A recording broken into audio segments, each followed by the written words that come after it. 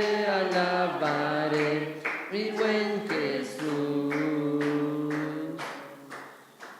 Bueno, vamos a darle paso a Vic, que nos trae la palabra.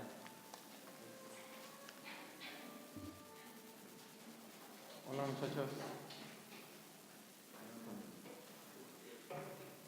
Con el micrófono, ¿verdad? Hola muchachos, vamos a ver en esta tarde, siéntense por favor, la segunda parte del tema que estamos viendo, que es las razones o las bases bíblicas, ¿verdad? Del reino de Dios, o el reino terrenal más bien, de Cristo.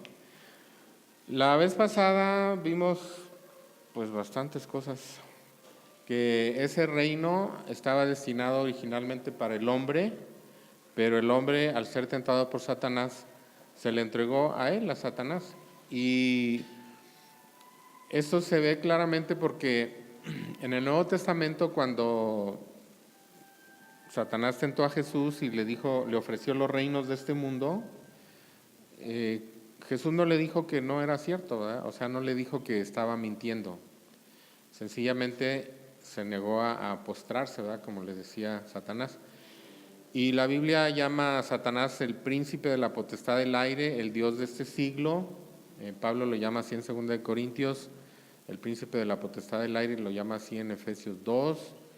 Y Jesús, en repetidas ocasiones en el Evangelio de Juan, el capítulo 12, 14, 16, todo lo que es el discurso del aposento alto que empieza en el capítulo 13 de Juan, ustedes deben de recordar algunos, si no es que todos, cuando Jesús lava los pies de los discípulos y les da una larga plática, ¿verdad?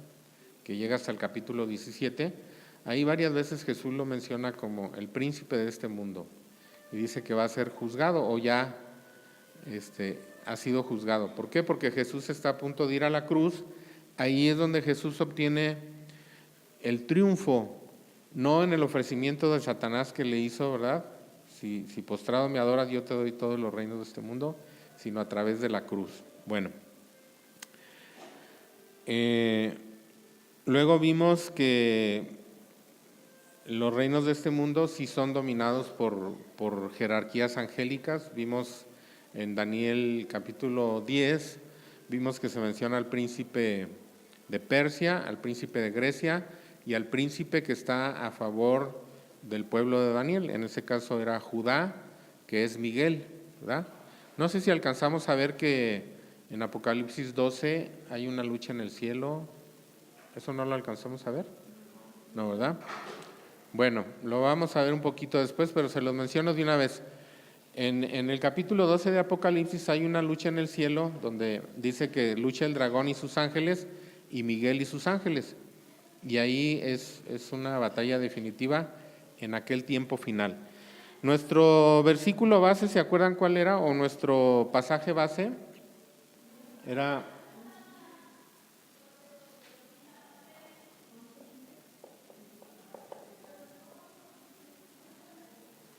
Apocalipsis 11:15. Dije, no, pues aprovecho que estamos en el salón para usar los plumones y el pizarrón, pero me estaría despegando del micrófono. ¿Lo puedo sacar así, verdad? Bueno, pues creo que ahí nos quedamos, si no mal recuerdo. O ustedes recuérdenme algo más que vimos, que hayamos visto la semana pasada.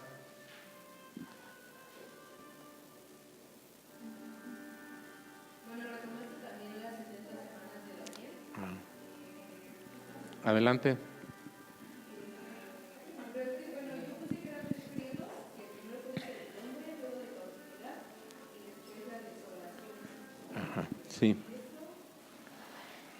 Bueno, lo mismo de los 3 niveles que nos decías que era el humano, el angelical y el divino. Ajá. Ok, sí, muy bien. Sí, es cierto.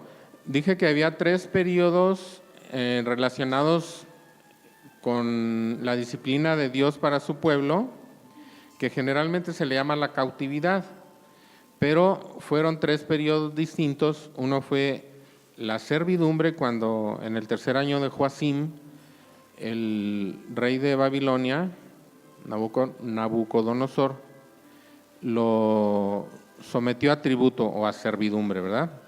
Los dejó ahí en Jerusalén, los dejó en Judea, pero pagaban tributo. Al tercer año de Joacim él se rebeló, pasaron otras cosas y vino, todo eso está en Segunda de Reyes capítulo 23 al 25 y en Segunda de Crónicas 36.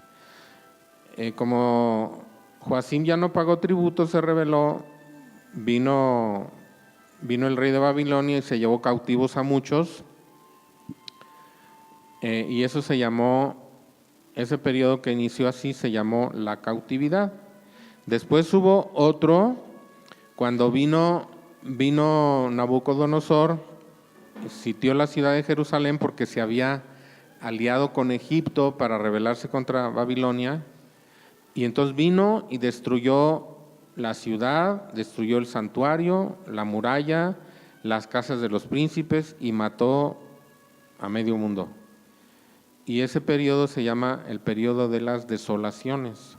Cada uno de esos periodos duró 70 años, ¿verdad?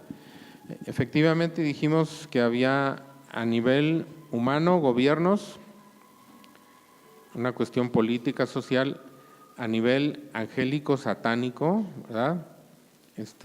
Potestades, gobernadores, lo que menciona Efesios, ¿verdad? Gobernador de las tinieblas de este mundo. Okay. Y por encima de todo, por encima de todos, está la soberanía de Dios. Y lo leímos eso en Daniel 4:25. Bueno, vamos entonces a continuar con el desarrollo del tema. Les mencioné yo que algo muy importante para ver cómo desde antes de que el hombre pecara ya había pecado en el universo, y este pecado era por la rebelión de Satanás, Lucifer, ese príncipe, bueno, ese ángel tan importante que se le llamaba un querubín, y ustedes quedaron de que iban a leer Isaías 14 y Ezequiel capítulo 28, ¿verdad? ¿Sí? Bueno, entonces, miren, ¿cuál ha sido el resultado de esa rebelión satánica? En primer lugar, que después fue un engaño de la humanidad por medio de Adán y Eva, y que después se convirtió en un dominio completo sobre este mundo de Satanás. Bueno, ahí nosotros podemos verlo en Isaías 14. Vamos a ver mucho de Isaías. Isaías 14. Ustedes, por favor, si me ayudan a leer del versículo 3, Isaías 14, del versículo 3 al 8. Y después yo les quiero leer en esta versión que traigo, que se llama Biblia Textual, porque me parecen las expresiones muy fuertes, muy claras. A ver si me ayudan, por favor.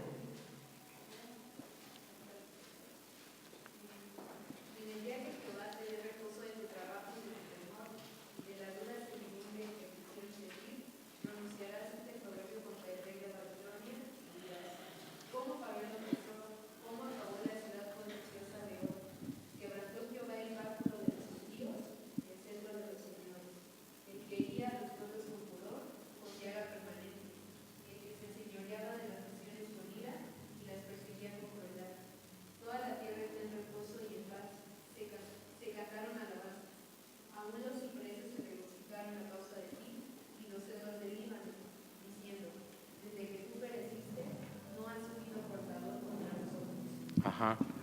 Entonces, ¿cuál ha sido el resultado del dominio de Satanás sobre este mundo? Dice que convirtió la tierra.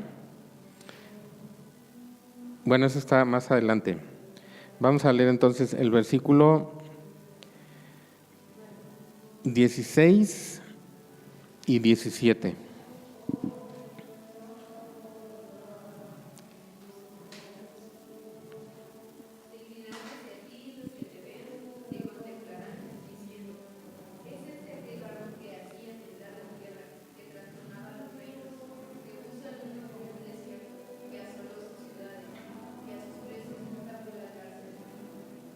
Ajá. Entonces, fíjense cómo primero la naturaleza, cuando se ha juzgado este rey, este tirano universal, que aquí se le identifica primero con el rey de Babilonia, pero en realidad después habla claramente que se trata de Satanás.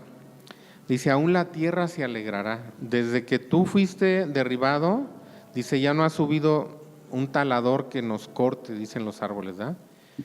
Dice que convirtió el mundo en un desierto, asoló sus ciudades y a sus presos nunca abrió la cárcel.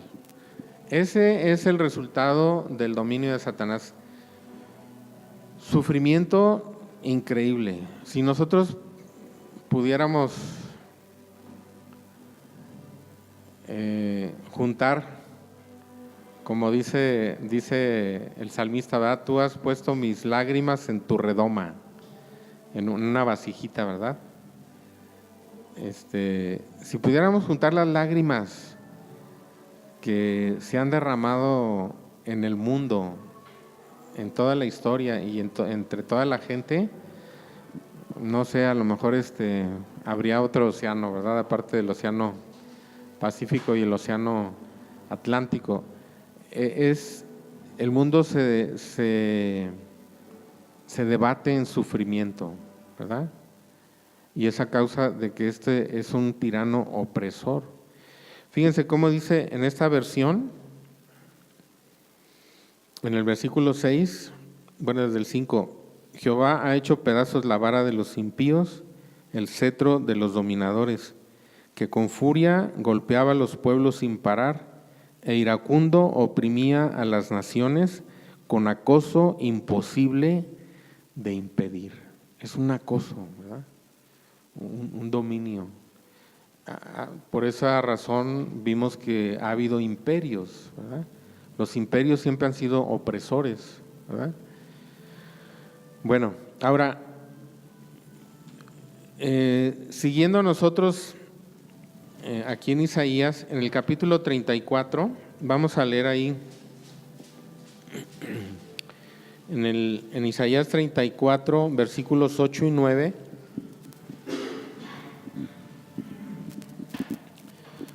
Parte de esta va a ser un poquito difícil con el ruido, ¿verdad? Pero vamos a tratar de concentrarnos y si no, pues ya daremos un repaso o algo. Este es un tema muy amplio, muchachos, y yo me propuse que lo estudiáramos a fondo, que lo entendiéramos bien. ¿Por qué Dios se ha propuesto establecer un reino aquí en la tierra donde Él personalmente reine, ¿verdad? Bueno, a ver, lean por favor ahí Isaías 34, 8 y 9.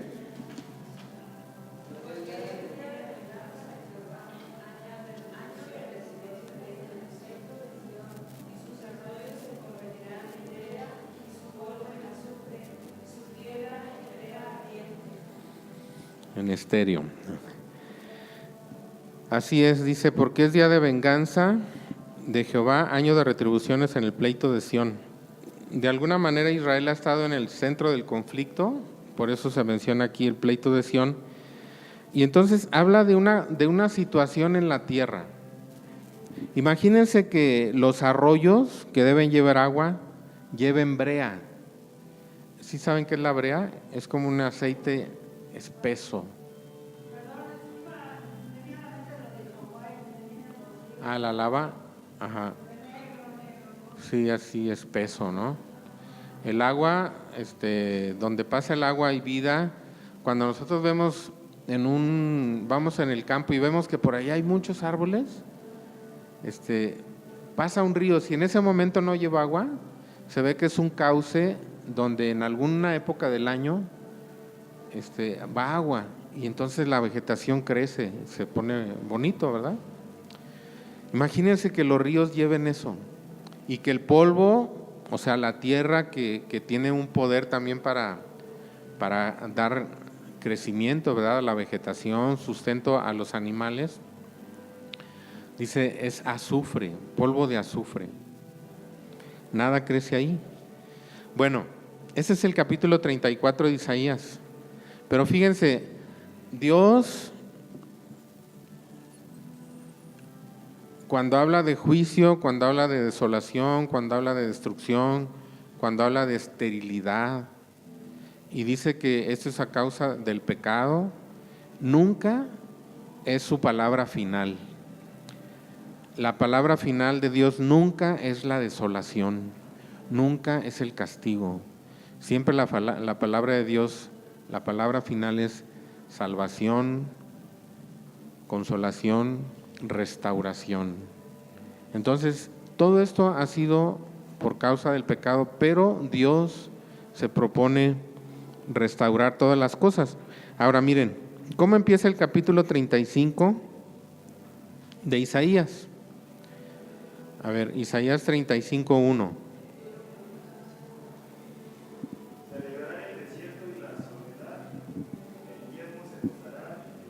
Ajá.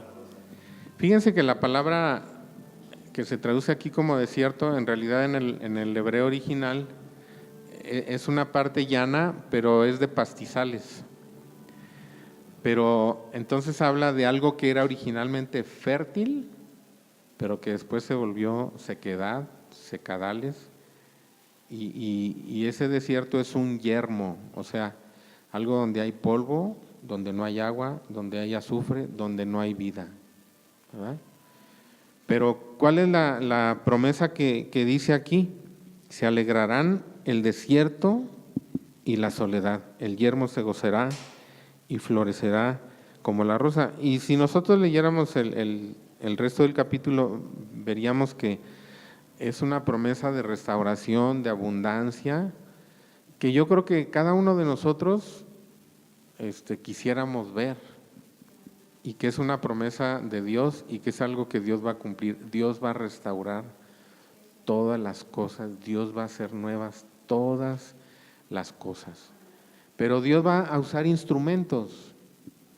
Y fíjense, vamos a ver ahí en Isaías, les digo que vamos a ir aquí sobre Isaías porque hay una secuencia muy interesante aquí que es importante notar. Isaías 41, 8 y 9.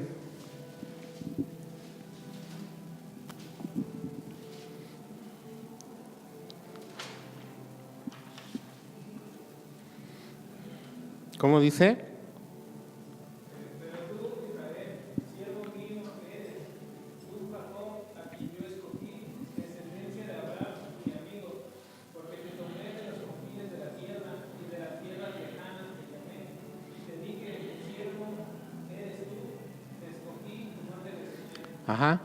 Dios había escogido a Israel, o escogió a Israel para que fuera su siervo, y vimos la semana pasada cómo Dios quería bendecir a las demás naciones por medio de su pueblo Israel, si ellos andaban en obediencia. Pero vimos cómo aún los reyes mejor dotados como Salomón fueron infieles.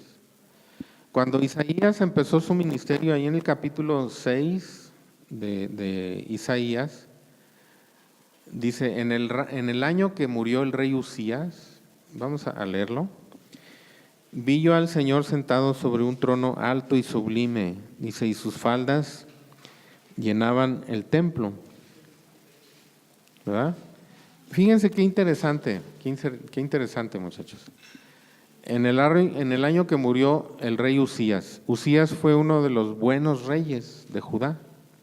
Él reinó 52 años y hubo mucho progreso, reconquistó ciudades perdidas, hizo que el desierto floreciera en parte, ¿verdad?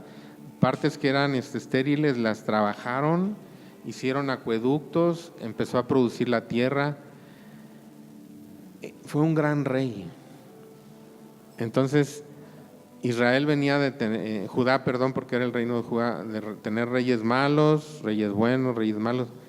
Pero duró 52 años y era un buen rey, un buen administrador, un buen constructor, un buen estratega militar, era piadoso, pero en el último año que él vivió, quiso ofrecer sacrificios, se metió al templo, invadió el oficio sacerdotal y se llenó de lepra y entró a reinar su hijo. Entonces fue una cosa devastadora para la nación. Era como si dijeran, por fin hemos tenido un periodo de progreso, de vida piadosa, hemos vivido en el temor de Dios, Dios nos ha bendecido. Y de pronto ese rey bueno, Dios lo castiga y muere leproso. Ese mismo año que murió el rey Usías, dice que Isaías vio a Jehová sentado en su trono. ¿Eso qué quiere decir? Que cuando las cosas fallan aquí, cuando Dios ha llamado a alguien, como había llamado a Israel, Israel fracasó. Ese siervo que Dios había llamado para conseguir que el desierto floreciera, fracasó. Pero Él sigue en su trono. Él sigue soberanamente dominando todas las cosas. Curiosamente, fíjense un dato. 4 años después de que murió el rey Usías, que Isaías tuvo esta visión, se fundó Roma. Y Roma es, como vimos, el cuarto imperio, ¿verdad? Es el imperio bajo el cual Jesucristo fue crucificado y es el imperio que habrá al final del tiempo cuando Jesús venga en gloria, dice, y que pegue sobre esa estatua. ¿Se acuerdan que vimos la estatua, verdad?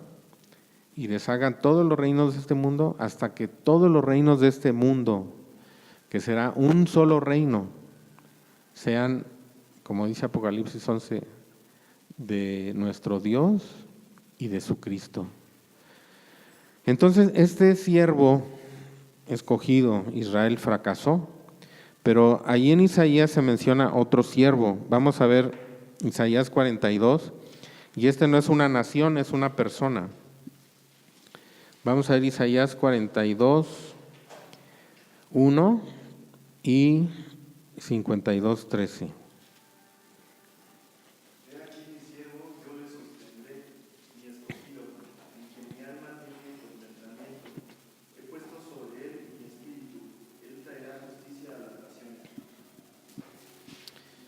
Ajá. He aquí mi siervo, yo le sostendré mi escogido. ¿Se acuerdan que cuando Jesús fue bautizado, vino una voz del cielo que decía, este es mi hijo amado en el cual tengo contentamiento? Y cuando la transfiguración, que estaban allá Pedro, Juan y Jacobo, también vino una voz del cielo, este es mi hijo amado, a él oíd. Y luego en el capítulo 12 de Juan, cuando ya estaba próxima la crucifixión, vino una voz del cielo que también dijo, este es mi hijo amado, en el cual tengo complacencia. Es el siervo escogido de Dios que no fracasará. Entonces Dios va a establecer su reino interviniendo Él directamente, ¿verdad? A ver, vamos a ver. Isaías 52, 13 también. He aquí que el siervo será prosperado, será engrandecido y exaltado, y será puesto muy en alto. Ajá. Entonces aquí se vuelve a hablar de este siervo. Regresando un poquito al Salmo, a Isaías 35, fíjense que en el versículo 4, Isaías 35, 4 dice, decid a los de corazón apocado, esforzaos, no temáis, he aquí que vuestro Dios viene con retribución, con pago. ¿Y cuál es la última frase? Ajá, es con un énfasis que se dice, Dios mismo vendrá y os salvará. Muchachos, cualquiera que sea nuestra situación, cualquiera que sea nuestra situación personal, nuestra situación familiar, nuestra situación económica, la situación de nuestro país, la situación social, la situación económica, la situación política. Aquí se nos dice, díganle a los de corazón apocado. ¿Qué es un corazón apocado? Es un corazón tímido, temeroso, que espera lo malo, que siempre pesimista, ¿verdad? Decid a los de corazón no pecado, esforzados no temáis. ¿Por qué? Porque Dios tiene promesas de restauración para el universo, para esta tierra, pero también para nosotros en lo personal, ¿verdad? Ahorita vamos a ver un poquito sobre eso. ¿Me dicen por favor las 6 en punto? Bueno, ¿me avisan por favor a las 6:20? ¿6:25? Bueno, 6:20 me avisan por favor. ¿Sí? El tema yo creo que no vamos a terminar hoy, pero bueno, vamos a ir avanzando, ¿no? Bueno, ahora miren, vamos a ver Isaías 55.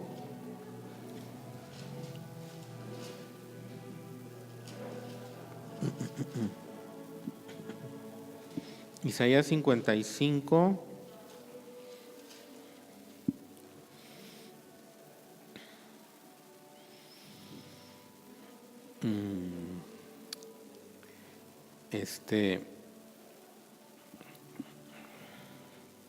Vimos aquel desierto, ¿verdad? Del 34.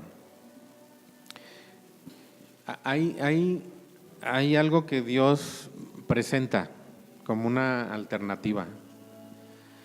El desierto, la soledad, la desolación, la muerte, el hambre, la sed, el abandono y luego el desierto que florece, ¿verdad? ¿Sí? Es como pasar de todo lo que ha sido la consecuencia del dominio de reinos que están bajo la influencia satánica en este mundo, que el mundo se ha convertido en una desolación, en un desierto, a decir, Dios va a restaurar todas las cosas, ¿sí? Como vimos el paso del capítulo 34 al 35, el desierto florecerá, ¿verdad? Aquí hay un ofrecimiento, dice, a todos los sedientos venid a las aguas, que los que no tienen dinero, venid, comprad y comed, venid, comprad sin dinero y sin precio, vino y leche, sin dinero. Pero luego dice, ¿por qué gastan su dinero? Es que a veces, aunque haya recursos económicos, los recursos económicos no bastan, no valen para aquellas cosas que verdaderamente satisfacen. Lo que verdaderamente satisface, sigue más adelante este capítulo diciendo que el hombre se vuelva a Jehová, que deje sus caminos, deje limpio su camino y el hombre inicuo sus pensamientos y vuelva hacia Jehová, el cual tendrá de él misericordia, y al Dios nuestro, el cual será amplio en perdonar. Y al final, fíjense, este capítulo se parece mucho al 35, que habla de una fertilidad, porque como desciende de los cielos la lluvia y la nieve y no vuelve allá, sino que riega la tierra y la hace germinar y producir y da semilla al que siembra y pan al que come. ¿Cuál es la diferencia? Digamos, estamos hablando del reino de Dios, de que Él va a venir a reinar en esta tierra, que dominará toda la tierra, todo el universo, pero eso vale también para una cuestión personal e individual. ¿Cuál es la diferencia de que nuestra vida sea un desierto, una desolación, que no hallemos satisfacción, que estemos sedientos, que estemos hambrientos, ¿verdad? ¿Cómo reaccionamos nosotros ante la palabra de Dios? Porque dice aquí, porque como desciende de los cielos la lluvia y la nieve y no vuelve allá, sino que riega la tierra y la hace germinar y producir y da semilla al que siembra y pan al que come, así será mi palabra que sale de mi boca, no volverá a mí vacía, sino que hará lo que yo quiero y será prosperada en aquello para que la envíe. Vamos a ver esto como a nivel, digamos, nacional. Vamos a ver Isaías 59.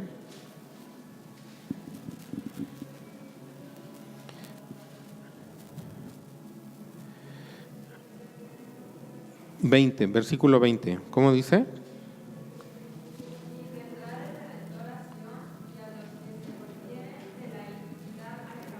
en Jacob. ¿Cómo? Otra vez, perdón.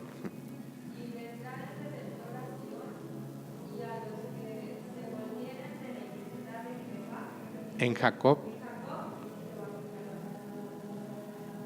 Ajá.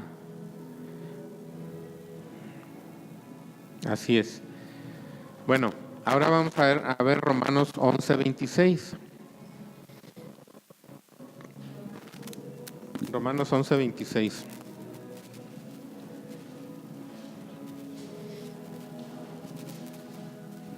y luego todo Israel será salvo, como está escrito, vendrá de Sion el libertador, que apartará de Jacob la impiedad. No sé si en sus Biblias allá abajito viene una nota que dice que esta es una cita de Isaías 59:20.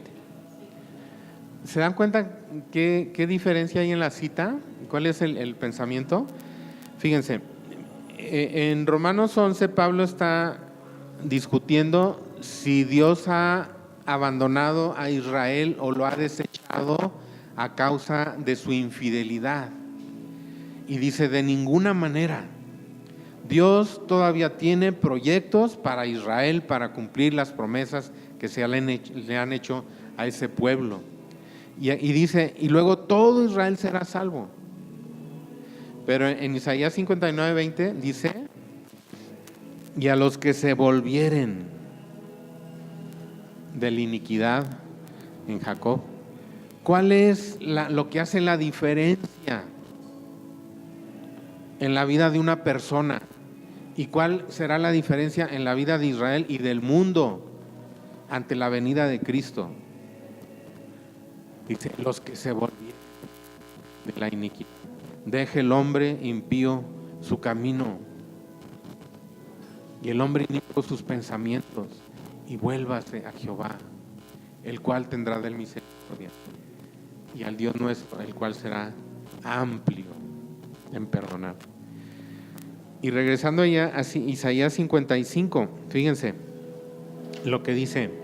Regresamos en el versículo 12. Dice, porque con alegría saldréis. Salir, dice, salir. ¿A dónde? A cualquier parte. Cuando Dios viene a la vida de una persona, esta persona puede salir a cualquier parte. Y dice aquí, con alegría saldréis y con paz seréis vueltos. Y luego dice, los montes y los collados levantarán canción delante de vosotros y todos los árboles del campo darán palmadas de aplauso. ¿Se acuerdan que decía ahí en Isaías 14, cuando habla del castigo sobre el rey de Babilonia? Desde que tú fuiste destruido, no ha subido talador contra nosotros, ¿verdad? Cuando Dios restaure las cosas en este mundo, aún los árboles, aún los montes, aún los ríos, aún los mares cantarán. Pero para una persona, aún en este tiempo, para una persona que abre su corazón, abre su oído a la palabra de Dios y que se vuelve de sus caminos y que se vuelve a Dios y que Dios tiene misericordia de él y lo perdona, nosotros aún así en nuestra colonia Villa de las, ¿verdad? Podemos disfrutar, podemos oír el canto de los árboles, los aplausos de los árboles, porque esto es algo que tiene que ver más con el contentamiento del corazón que con las circunstancias externas, ¿verdad? Ahora, Dios va a hacer esto. Dios va a restaurar todas las cosas, pero hay un camino por el cual lo va a hacer. Y esto es lo que nos dice Isaías 53. Nosotros aquí podemos relacionar un poquito esto con, primero, de esa cuestión que yo estoy diciendo de cómo la creación, ¿verdad? La creación se va a alegrar con el reinado de Dios. No vamos a leerlo todo, pero yo solamente les digo, y ustedes pueden hacerlo en su casa. Pueden ustedes leer, hay 7 salmos que hablan del reino de Dios cuando Dios venga a reinar, y son desde el Salmo 93 hasta el Salmo 99, quizá con la excepción, tal vez como un paréntesis, del Salmo 95, ¿verdad? Pero fíjense, ¿cómo empieza el Salmo 93? Jehová reina, ¿verdad? Luego, en el Salmo 94, dice que Él corrige a las naciones, en versículo 10. Él corrige a las naciones. Estoy leyendo otra versión, pero ustedes lo pueden leer. A ver, ¿alguien lee el versículo 10 del Salmo 94? El que castiga a las naciones no reprenderá, no sabrá el que enseña al hombre la ciencia. Ajá. Luego el versículo 20, por ejemplo, ¿cómo dice? Juntará contigo el trono de iniquidades que hace agravio bajo forma de ley. Bien, les voy a leer esta versión. Se aliará contigo el trono de iniquidad que mediante presuntas leyes comete agravios. ¿Les suena eso familiar, muchachos? Eso pasa aquí en nuestro país, pasa en el mundo. Sí, ¿verdad? Mediante presuntas leyes se hace agravio. Pero Dios se podrá aliar con eso de ninguna manera, ¿verdad? Luego el Salmo 96.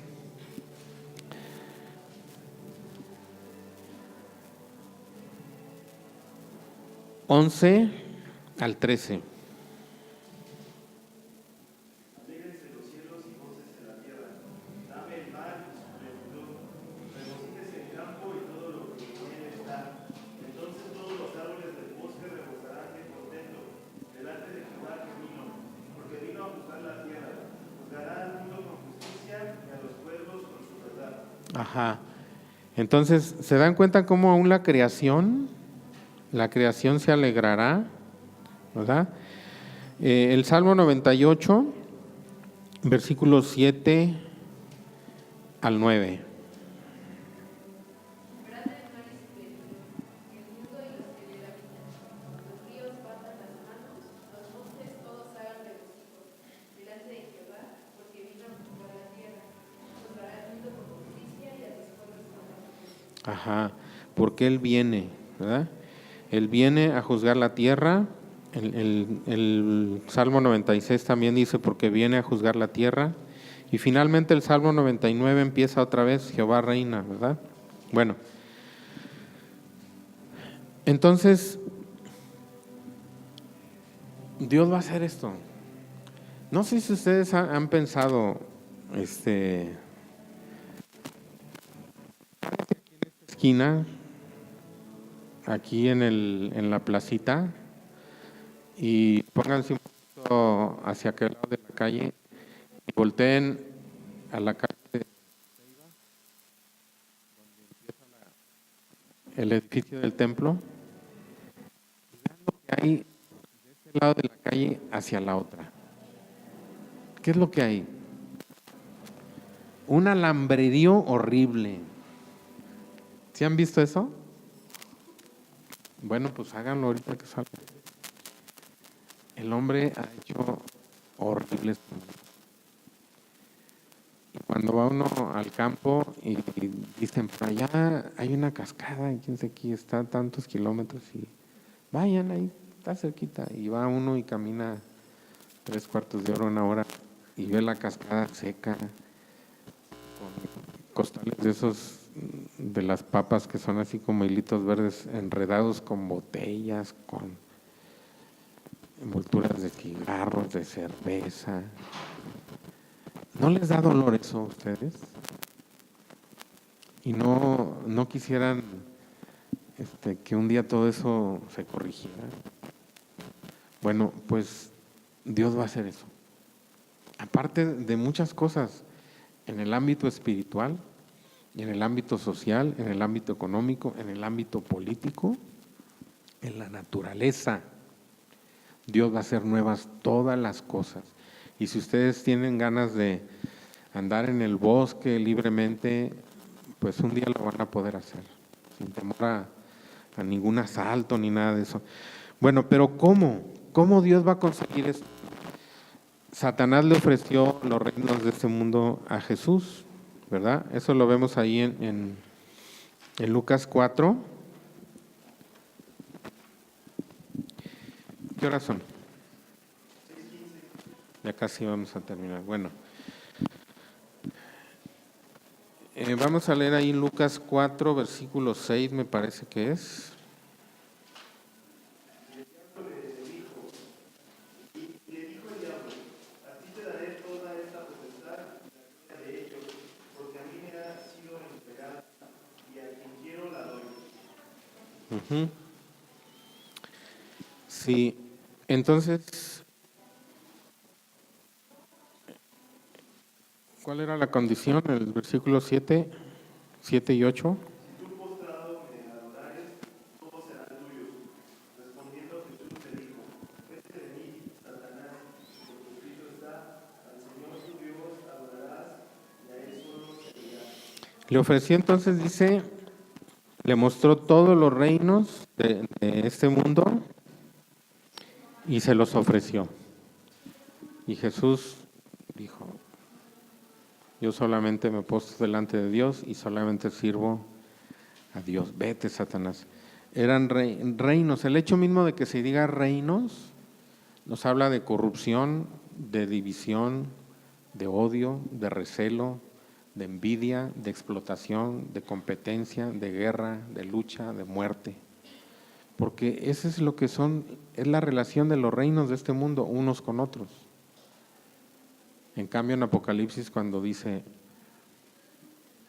el reino, es singular, el reino de este mundo ha venido a ser de nuestro Dios y de su Cristo. Pero entonces Jesús sabía cuál era el camino para llegar a tener todos esos reinos, porque esos reinos Dios se los prometió a él, ¿verdad? Y ese camino solamente era por medio de la cruz. Y eso es lo que nos habla precisamente Isaías 53. Vamos a ver ahí, empezando en el capítulo 52, versículo 13.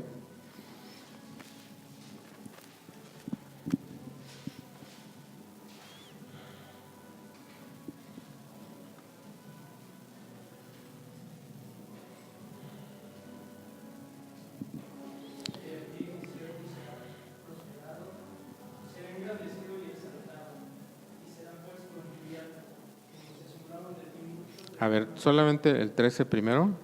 He aquí mi siervo será prosperado. Es decir, así como Israel fracasó y no pudo cumplir el propósito de Dios de establecer un reino en este mundo, un reino de justicia, este siervo que es Cristo, dice, será prosperado, será engrandecido y exaltado y será puesto muy en alto. Y en el versículo 15 dice, así asombrará él a muchas naciones, los reyes cerrarán ante él su boca, porque verán lo que nunca les fue contado y entenderán lo que jamás habían oído. Pero ¿qué hay en medio? El versículo 14. ¿Qué dice el versículo 14? Dice, como se asombraron de ti muchos, de tal manera fue desfigurado de los hombres su parecer y su hermosura más que la de los hijos de los hombres. Y el capítulo 53 habla de los sufrimientos del siervo de Jehová, de los sufrimientos de Cristo. Él llegará a poseer los reinos de este mundo o el reino de este mundo, como dice al final de este mismo capítulo, que vamos a ver posteriormente porque ya no vamos a alcanzar a comentarlo completamente. Ahí en el versículo 11, verá el fruto de la aflicción de su alma y quedará satisfecho. ¿Cuál es la satisfacción de Cristo? Después de todo el sufrimiento, después de la cruz, después de la humillación, que por su obra Él puede justificarnos. Y Él nos justifica, ¿verdad? Por su conocimiento justificará a mi siervo justo a muchos. Pues vamos a dejarlo aquí, muchachos. Y para terminar, yo solamente quiero leer un comentario, un pequeño comentario del Salmo 2. ¿Sí saben qué dice el Salmo 2? He aquí he puesto mi rey en Sión. Cristo será puesto por Dios como rey, rey eterno. Bueno, les voy a leer ese pequeño comentario. Dice, el Salmo 1 era la paz de un río, y el Salmo 2 es el crujir de una vasija de barro. ¿Por qué? Porque Dios dice, quebrantará a los pueblos con vara de hierro, como una vasija los quebrará. El Salmo 1 era la líquida lisonja del agua, pero el Salmo 2 nos apunta con el cetro severo de Dios. ¿Qué ha ocurrido? El Salmo 1 era el paraíso perdido y recuperado en la vida del creyente, pero el Salmo 2 nos presenta un cuadro de la caótica realidad presente. Sí, el Edén fue real, pero también lo fue la transgresión humana, el deseo insensato de intentar llegar a ser como Dios, el babélico fetichismo de la civilización, la violencia de los leviatanes nacionales y sus maquinarias de impiedad. La Biblia no es un catálogo de utópicas buenas intenciones, de iluminados que han decidido escapar del mundanal fragor para inventar otro reino platónico. El reino de Dios está en directo conflicto con los principios y poderes humanos y afortunadamente se conceptualiza como realidad no solo futura, sino también en el marco del aquí y ahora. El Salmo 2 nos presenta este conflicto entre el reino de Dios y los reinos humanos en términos de un empate técnico. El Salmo 2 no presenta este conflicto entre el reino de Dios y los reinos humanos en términos de un empate técnico, ya que ese planteamiento maniqueísta no es propio de la cosmovisión bíblica. Por el contrario, tal es el contraste entre los reyesuelos mundanales y el rey puesto por Dios, que el Salmo nos presenta la irónica risa de Dios ante la ibris humana. Ibris es, ¿se acuerdan de Prometeo? La leyenda sobre Prometeo, que él le robó el fuego a los dioses y después los dioses lo castigaron. Bueno, la ibris humana es el intento humano de tomar el lugar de Dios. Nos presenta la irónica risa de Dios ante la ibris humana para inmediatamente después expresar con contundencia la actuación divina. Las manifestaciones del reino de Dios, primeramente en el pueblo de Israel y posteriormente con el advenimiento de Jesús el Mesías, en la iglesia nunca estuvieron exentas de falibilidad en sus líderes. El notable David sucumbió al impulso de censar al pueblo. El piadoso Josías trató de hacer geopolítica atacando a Necao y Dios permitió la derrota del rey de Judá. Y el apóstol Pedro hubo de ser corregido por Pablo. En ese sentido, sería un error utilizar de un modo, digamos, constantinista, o sea, de oficializar la religión o darle el poder temporal, y en el peor sentido heterodoxo del término mesianista, la radical superioridad del reino de Dios como coartada para el ensoberbecimiento de los que integran, de hecho, o supuestamente, el pueblo de Dios. Sobra decir que hay muy malos ejemplos de esto, pero también de manera contraria, la exclusividad con la que el pueblo de Dios ha defendido por encima de las idolatrías estatalistas el señorío de Dios sobre la historia ha generado en muchos casos un muy consciente deseo de represión y aniquilación por parte de los poderes seculares. El perseverante testimonio judaico ha sido tan funestamente perseguido hasta la sangre en tantas épocas y la fidelidad cristiana al Señor en tantas ocasiones ha sido vituperada. A esta lista podría añadirse los atropellos por los crímenes de Estado que de alguna forma tal vez hayan deseado la emergencia de un poder superior que pongan a cada cual en su límite. Este poder superior no son los Estados Unidos ni ninguna otra potencia sobre la tierra, sino que reside en el Mesías investido por Dios, de quien el rey David fue un prototipo. Conocer y amar a un rey que empeñó hasta su propia, eso está muy largo, no me acordaba que tenía una página a la vuelta. Conocer y amar a un rey que empeñó hasta su propia vida por salvar a criaturas rebeldes e ingratas, que resucitó y vive para siempre, y que volverá gloriosamente a juzgar a los que se obstinan en andar en el desvarío de su egoísmo y en la vanagloria de su hueco humanismo, y a salvar a los que, pobres de espíritu, se arrepintieron y le entregaron el mando de sus vidas. El mismo Hijo de Dios demostró con su humildad y misericordia no tener ninguna viciosa adicción al poder. Afrentado en la cruz, suplicó perdón para sus victimarios, predicó un reino en el que quien sirve es mayor que el servido. Anunció su reino a los pobres de espíritu, a los desconsolados, a los mansos, a los que suspiran por la justicia, a los misericordiosos. Un rey así es la esperanza de todos los pueblos de la tierra, es tu única esperanza. Este Dios que conquistó el reino a través de la cruz y nos amó y no quiere el poder para dominar, sino para servir y para bendecir, es el Rey que esperamos. Como ya les decía yo la vez pasada, nuestra esperanza no está directamente en ese reino. Nosotros esperamos que Cristo vendrá por su iglesia antes, pero la palabra de Dios dice, reinaremos con Él. Pues continuaremos en alguna otra ocasión, hermanos o muchachos, con el tema, que yo espero que les esté dando luz sobre por qué Cristo tiene que venir y reinar sobre este mundo. ¿Alguna pregunta? ¿No? Bueno, Luis no tiene preguntas.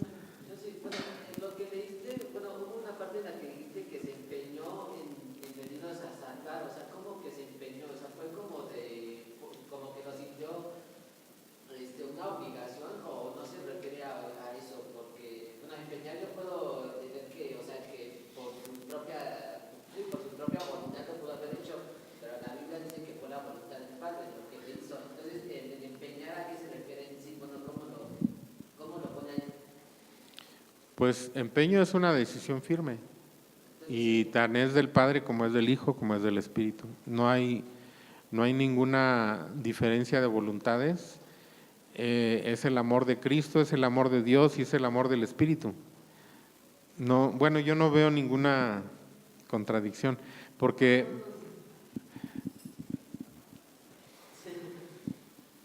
o a lo mejor no entendí tu pregunta.